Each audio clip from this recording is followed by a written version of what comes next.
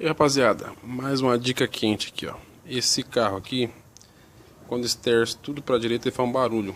Faz um tec. Olha por quê. Ali, ó. Tec tá ali, ó. E esse parafuso, ó. Do outro lado não tem nada. Por que não tem nada? Porque ele quebrou. Esse parafuso aqui quebrou. Então quando esterça, ele fazia isso aqui, ó.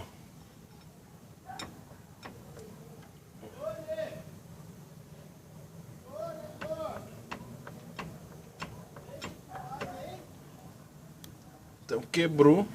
Ó. Agora já era.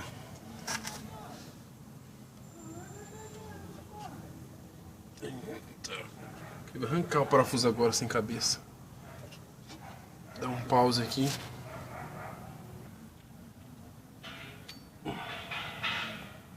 Pronto. Aí.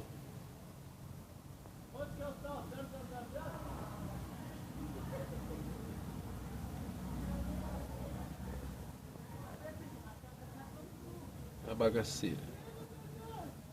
Quebrou o parafuso. Isso aí, rapaziada.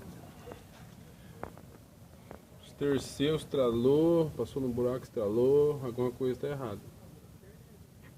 É isso aqui, ó.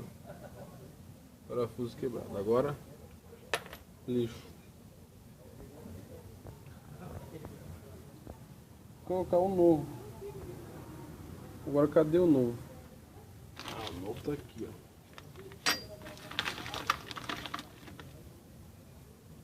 Olha o novo aqui, ó. Colocar esse aqui no lugar, vai ficar filé.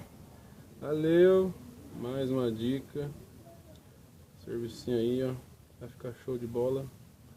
Parafuso novo. Tá? Tchau.